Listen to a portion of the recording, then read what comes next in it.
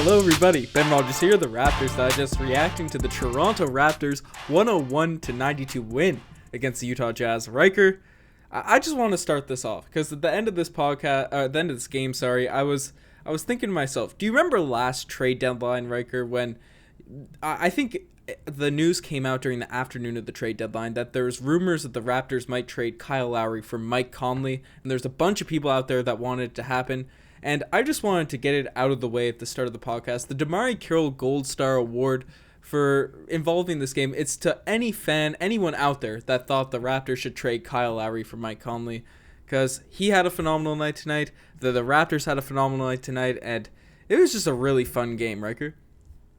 You know what? If you went back and ran the tapes, Ben, I advocated for a trade, but not specifically because of Mike Conley being better than Kyle Lowry. I want to clear the air on that, Ben. But if you will also remember, come trade deadline time last season, there was room to speculate that something needed to happen if we wanted to win a championship. But thankfully, Ben, we're not in that situation. We kept the greatest Raptor of all time, and wow, another great showing. One of the craziest step-back clutch, ice in his veins threes that we saw, and there was just shenanigans galore, Ben.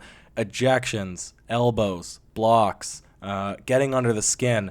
Jack was getting extremely frustrated this game. Somebody was yelling something at him, and Matty D had to calm him down 3 times, Ben. I don't know if you heard the audio of the game, but what a wild game. Playoff atmosphere for sure, and the Utah Jazz, they're a formidable team in the West. They were on a 5-game win streak, so the Raptors on a back-to-back really got it done, hey? Yeah, this is a monster win. The Jazz home court, it's a really tough place to win, and you mentioned it, on a back-to-back, undermanned once again. The Toronto Raptors just can't seem to catch a break with the injury bugs, but to pull out this W with all the sort of adversity, it was a really big game for the Toronto Raptors. So let's get into the players, Riker. I guess the first player let's start with that injury. Let's start with that injury, Ben, true. Because obviously OG, he just collided with Norm, one of those unfortunate plays. He came down hard on his ankle. I thought he might have even broken it. Fortunately, just a sprain, but I imagine he'll be out for a couple weeks, Ben. Yeah, no, it's definitely, you don't want to rush Norman Powell back because he's just had such bad luck this year, and his injuries are all just stuff that's really unfortunate. The wrong place at the wrong time, but again, he went down with another injury. He's been playing so well, just one player of the week, and yeah, I definitely say 2 weeks is where we're expecting, nothing less than that with an ankle sprain. You don't want to rush him back needlessly and have him hurt going into the playoffs. Make sure Norman Powell's back 100% right. Make sure everyone's all good, and then we need Norman Powell if we want to make a playoff run. The way he's been playing, the way he's been on a scoring outburst. Obviously, the Raptors have had the next man up mentality all year, but Norman Powell is such an integral piece this season. Absolutely, Ben, and the injury bug, it's hurting the Raptors, but somehow, despite all odds, they're getting it done, right? We have literally the analysts pegging the Toronto Raptors before the season started to not even make the playoffs, and we have played almost the entire season with at least 2 starters injured at any given moment, and they're pulling out victories against, again, strong Western Conference opponents on a back-to-back night at a very hostile crowd. Ben, besides Norm's injury, there was almost all positives this game, and I think I'd like to start at Pascal Siakam because I didn't want to admit that they won the game against the Kings because of Siakam, despite him closing out that game, because I thought it was all on Norman Lowry. But tonight, he just punched them down in the post, bang, bang, bang, relentless, and he made them, the defense, double team him, triple team him, and then made a career high in assists tonight. This was the ideal, quintessential Pascal Siakam game, Ben. 27 points, 11 rebounds, 8 assists, a near triple-double for Pascal Siakam. 9 of 18 from the field, 2 of 5 from the three-point line, sorry. Just a remarkable game for Pascal. And you brought it up. We love it when Pascal Siakam is playing his game inside out, attacking the rim relentlessly, and then taking his threes as after he's got his game going a little bit. He's in the flow, the rhythm of the game. So this is how we want Pascal Siakam to play. And tonight it was the whole time. He was just going into the rim and then making good decisions when the Utah Jazz double teamed him. But the last few games, he'd be a little bit passive throughout the course of the game, but then at the end he'd go right at the rim and attack, and during closing time, that's really encouraging. And this is what we need from Pascal Siakam. He's not going to be Kawhi Leonard, LeBron James, or Giannis Antetokounmpo. He's not going to be that level of player just yet. Maybe one day the trajectory he's been building on. But if the Raptors want to beat these good teams like we did the Utah Jazz, we're going to need him to make clutch shots and be able to get us a bucket on intense defense down the stretch of games. He doesn't necessarily need to put in 30 every night like Kawhi Leonard or someone would do,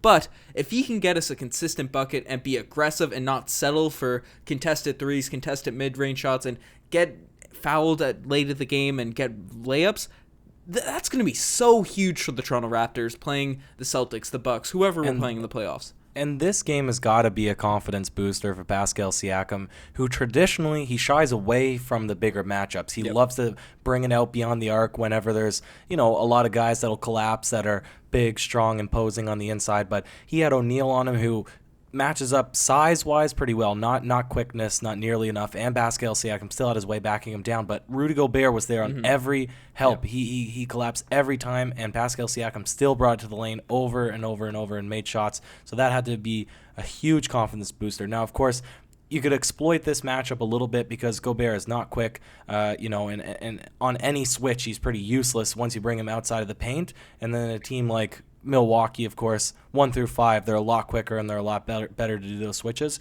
But just in terms of attacking the basket, I thought it was a really good game for Siakam. But Ben, another fantastic performance tonight from our man Serge Ibaka. Wow, he was just stroking it from outside. Sometimes it's on, sometimes it's not, but he was a key piece in tonight's victory. Mafuzi Chef, 27 points, 13 rebounds, 5 of 7 from the three-point line, and the three-point shot, Ryker, from Serge Ibaka. It's been more consistent this year. It's been a common talk that we've had on this podcast, but there's nights he just looks like Steph Curry. He's so confident with those shots that are contested and stuff. Obviously not with the dribbles or anything like that, but when he's in a rhythm now, and it seems to happen against the good teams. That's the real exciting thing. You're playing the Atlanta Hawks, teams that are struggling this year. Serge Ibaka might go 1 for 3, 1 for 4 from the three-point line. But we play a team like the Jazz, the Celtics, any of these good upper-tier teams. It seems like he plays better and his three-point shot's more locked in against these good teams. Well, he's a perfect complement to the lineup that we closed the game with when Pascal Siakam is the person that is attacking the lane. Because Serge Ibaka, he does great when he cuts in or he's fantastic off the pick and roll, but he's not the guy that you want to toss the ball into the post to initiate the inside-out offense. You want that to be Pascal Siakam because he's actually really valuable in drawing the bigger men who usually guard him, right? Because he's probably the slowest that's out there on the court in terms of quickness. He brings them outside, taking that help defense away somewhat because you have to consider Serge Ibaka to be a good three-point shooter. So when you have Pascal Siakam putting pressure on the defense to come in and help, then you have Serge Ibaka out there knocking down his shots, and you put him in a pick-and-roll situation, which worked perfectly because Gobert was guarding him for the majority of this game. Then plus what you get from him on defense on the other end, I thought this was the perfect complement. And the crux of it is Pascal Siakam, and they played in tandem tonight, and it was beautiful to watch. And that's a beautiful thing, Ryker, because with Serge Ibaka, he is such a good post scorer, but you mentioned we're trying to run our offense through Pascal Siakam. If they do end up throwing Rudy Gobert on a McCaw or something like Jack Armstrong, or Jack was always bringing up in the broadcast, then you could completely shift the offense. If you have a wing guy on Serge Ibaka, he can take over in the post if he has a mismatch down there. So when his three-point shot's going, he's just a matchup nightmare on the court. So that's really exciting to see his progression with the shot, and he's always been a good inside scorer. So shout out to Serge Ibaka, man. He's been balling all out this season and getting back into the swing of things since dealing with a few ticky-tack injuries. So it's nice to see him in the lineup being comfortable. But the guy that's just been on an absolute tear this season, Kyle Lowry, 21 points, 7 assists, 5 rebounds. Brought him up at the beginning of the podcast, the greatest Raptor of all time. Just gets us buckets when we need them. Siakam can get him down the stretch and, close out games, and that's what his role has been as of late. But over the course of the game, we've had some tight battles against good teams as of late, but it's been really Lowry and Norman Powell, who obviously only played 2 minutes tonight before getting injured. Kyle Lowry's the guy that's really just been out here getting buckets when the Raptors go through a little drought. If we need a three, he hits it. If we need a drive, his slashing ability has really picked up again this season.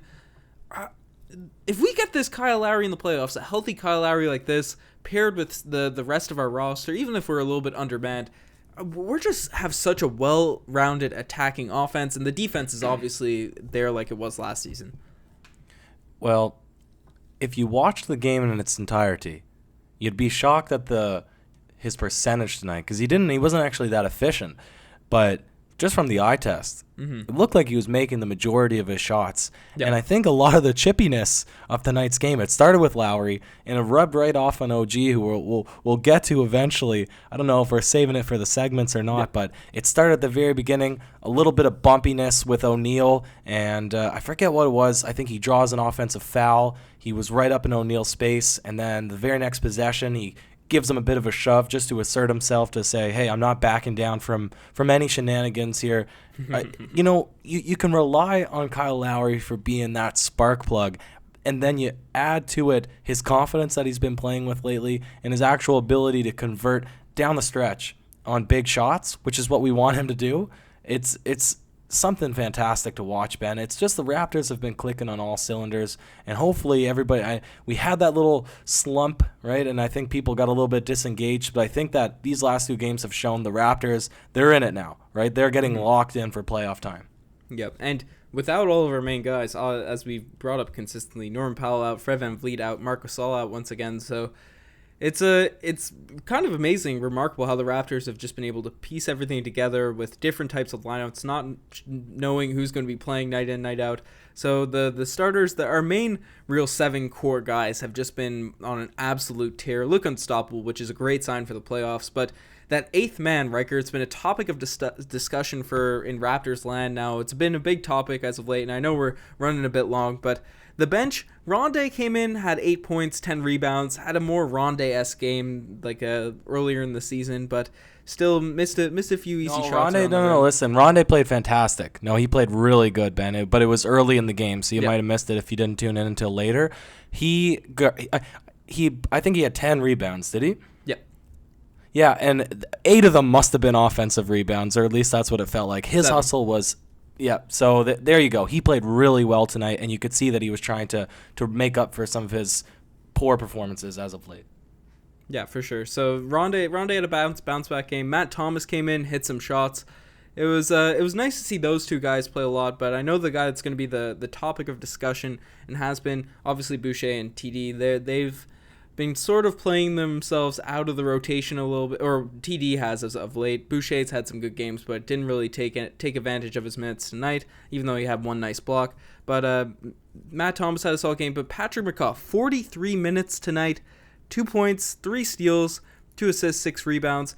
He did all of his usual McCaw things on the defensive end, but you want to see him be a little bit more aggressive, more confident in the jump shot, and I think the play that I think Raptors fans would have really just lashed out on him if the Jazz ended up scoring was down the stretch of this one. McCaw's man ended up doubling Siakam. He was completely open on the wing, and he had a lane to the rim, but caught it on the wing and just kind of stood there. Didn't really know what to do. Was looking to throw it back to Siakam immediately. Lowry.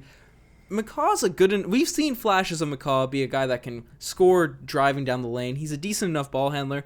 He just needs to be more confident with the basketball, it looks like. He looks like a deer in the headlights at times, and I've been more of a McCaw apologist than most Raptors fans, but he's got to have a bit more, because he does all the little things good, solid, but if he's going to be playing in the playoffs and getting 43 minutes a night like he did tonight, he's got to be able to do a little bit more out there. Ben, this is what surprised me about that possession, is that he's played games, right? He's not a rookie. Mm-hmm. He's not a rookie to the court anymore. I can empathize for throwing the ball out in a critical situation because you're nervous, you're stressed, you don't want to be the guy with the ball in your hands, time ticking down. I've been there. I'm not a fantastic basketball player, right? I've been there. I've been in those late game situations because of injuries, and I completely mess up or turn it over. But what kills me about that situation is, like you said, he played serious minutes. You shouldn't have those kinds of jitters. And it's a big consideration, or at least it should be for Nick Nurse, saying, what are we going to get from this guy in the playoffs if a game, really just kind of a regular old season game against the Utah Jazz, if you're making that kind of play, Ben? Yeah, those are the types of things that are just really eye-popping about McCaw. I think the little things sort of get lost in his game, but he did have a phenomenal plus-minus, and that might be because of the lineups he was playing with, but it was, you want to get those things that you want him to pass the eye test, not just the number side of things. And Nick Nurse's the argument I'll make for him, Ben, is his defense didn't suck. It was actually pretty good. Yeah. And you might get distracted by his tentativeness from shooting the three because you don't want a just defender. OG he kind of treads the line from being a just defender, right? But he gives you at least enough offense from time to time that you want him out there. But Patrick McCaw, he can't be a just D guy. He needs to hit his shots, at least those wide open ones. But that's it. Yeah, most definitely. But we're going to swing it straight into the segments. Ryker, tonight, the spicy P-lay of the day.